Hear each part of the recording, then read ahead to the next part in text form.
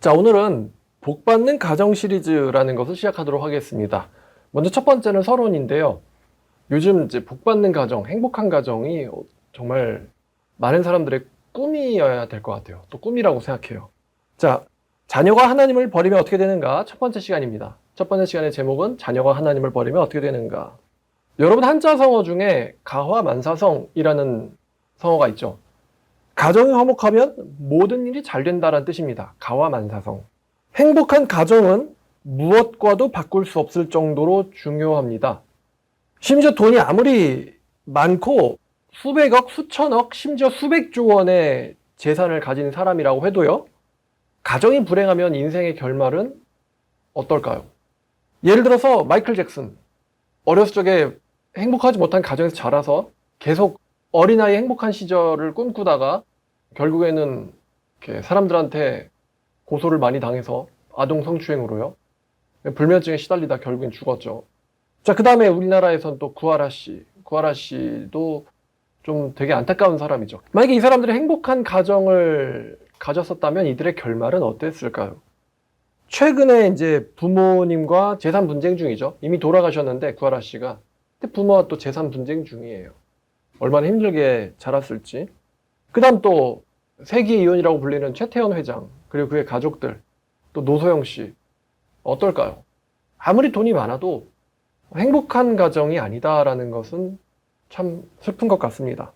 행복한 가정은 어떠한 재산으로도 살 수가 없고 또 무엇과도 대체할 수가 없습니다. 가정 행복한 사람은 다 가진 거고 가정이 불행한 사람은 아무것도 없는 것입니다. 돈으로도 살 수가 없죠. 그 부자인 호날두라는 유명한 축구 선수도 결혼을 안 하고 있다고 하는데 행복한 가정을 꾸리기는 쉽지 않은 것 같죠? 돈은 많지만 행복한 가정을 만들 수가 없다는 거. 근데 행복한 가정을 만드는데 필수적인 거는 이제 훌륭한 아빠랑 또 훌륭한 엄마란 말입니다. 이 훌륭한 엄마를 돈으로 구할 수가 없으니까 그런 거겠죠? 자, 그럼 여러분, 만약에 기독교인 여러분들이 자녀들이 있는데 그 여러분들의 자녀들이 교회를 다니다가 하나님을 버리게 되면 어떻게 될까요? 오늘의 주제는 이거예요. 하나님을 버리게 되면 어떻게 될까?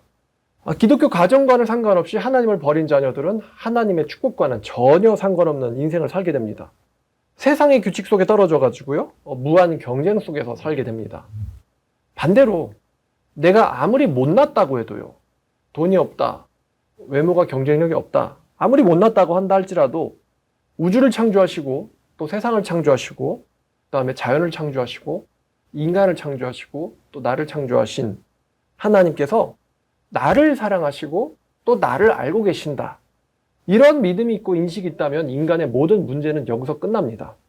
우울증, 공황장애, 걱정과 불안, 분노, 근심, 열등감, 자존감 부족 등 인간이 겪을 수 있는 모든 정신적인 문제가 하나님께서 나를 사랑하신다. 여기에 대한 믿음이 있으면 상관이 없게 되죠. 전능하신 하나님께서 나를 사랑하시고 또 그분이 나를 알고 계신다.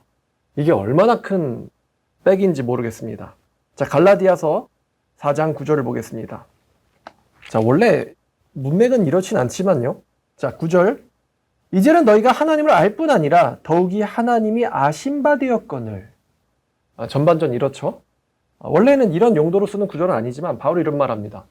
갈라디아 성도들아, 너희들은 하나님을 알 뿐만 아니라 하나님에 의해서 너희들은 알려져 있다. 그러니까 하나님도 너희를 알고 계신다. God knows you.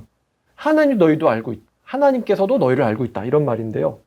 자, 참된 믿음을 가진 사람들은 하나님이 알고 계시는 사람들입니다. 이게 물론 하나님은 전지하시기 때문에 하나님 모르는 사람은 없겠죠. 근데 하나님이 알고 계신다, 너를. 이건요. 하나님께서 특별한 사랑과 관심으로 너를 보고 계신다는 뜻입니다. 하나님을 진정으로 믿으면 요즘 사람들이 많이 그럴 텐데요. 유흥업소에 안 가도 됩니다. 술을 안 마시고 살아도 됩니다. 담배를 안 피고 살아도 됩니다. 도박을 안 하고 살아도 됩니다. 말을 안 하고 살아도 됩니다. 사람들이랑 어떻게든 어울리려고 애를 쓰지 않아도 됩니다. 내가 무엇을 먹었는지 또 요즘 어떤 상태인지 이거를 SNS에다 보여주려고 사진 찍고 그렇게 올리지 않아도 됩니다. 명품을 어떻게든 가져보려고 노력하지 않아도 됩니다. 내가 뭘 소유했는지 남들한테 과시하지 않아도 됩니다. 왜냐면은 하나님께 알려진 사람들, 하나님이 나를 알고 계신다라는 거에 대한 믿음 있는 사람들은요, 이미 모든 면에서 충만한 상태이기 때문이죠. 만족하는 인생을 살고 있기 때문입니다. 근데 반대로 여러분들의 아이가 하나님을 버리면 어떻게 될까요? 그러면 세상의 무한 경쟁 속에 떨어져서 세상의 규칙 속에 살아야만 되는데, 세상 사람들이 그렇듯이 우상 숭배를 하기 때문에 일어나는 모든 문제에 직면하게 됩니다. 우상 숭배를 하기 때문에 일어나는 모든 문제에 직면하게 된다. 또 세상에 80억 명 있다고 하면 80억 명 중에 이 랭크가 매겨지는 거예요. 주변 사람들과 비교가 되는 거예요. 너 얼마 벌어? 너 뭐 타? 너 어디 살아? 뭐 하는 사람이야? 전부 이게 랭크가 매겨지는 거죠. 거기에서 살게 되는 것입니다. 무한 경쟁 속에서. 따라서 우울증에 걸리죠. 정신병에 걸립니다. 걱정과 근심이 마음속에 자리 잡고 있죠. 아무리 성공을 해도 말입니다. 아무리 좋은 기업을 다니고 그 기업에서 한 자리 하고 있다 할지라도 말입니다. 또 이제 학창시절 때는 왕따를 겪을 수 있죠. 그리고 결혼을 한다면 또 불행한 결혼 생활을 하게 됩니다. 그 대한항공의 조연아 씨가 맞나요? 근데 그분 가정이 어떤 생활인지 참 한번 뉴스로 보도가 되면서, 야, 돈이 저렇게 많은데 집안이 완전 지옥이구나. 불행한 결혼 생활을 하게 되죠. 그리고 또 이미 돌아가신 분들은 이제 이 말씀을 들을 리가 없겠지만 또 자살 위험에 놓여 있죠. 인생이 걱정과 불안이니까 자살 위험에 놓여 있는 거예요. 이 저주가 자녀들한테 대대로 이어지게 됩니다. 내 자녀가 하나님을 떠나면 그 자녀로부터 시작해가지고 대대로 하나님을 떠난 사람이기 때문에 일어나는 저주가 붙어 다녀요. 아빠가 저주를 받고 또 자식이 저주를 받고 손자가 저주를 받고, 우상 숭배하는 부모를 본 자녀들은 똑같이 우상 숭배를 하게 되어 있습니다. 여러분이 만약에 복 있는 가정을 만들고 싶은가요? 행복한 가정을 만들고 싶은가요? 그러면 제가 오늘부터 하는 이 시리즈를 쭉 들어봐 주시길 바랍니다. 이 시간은 서론이에요. 자녀가 하나님을 떠나면 어떻게 되는가? 뭐 떠나면 할 수 없죠. 떠나도 되죠. 뭐 이렇게 생각하시는 분이 있을까 봐 이 첫 번째 강의를 만들어 봤습니다.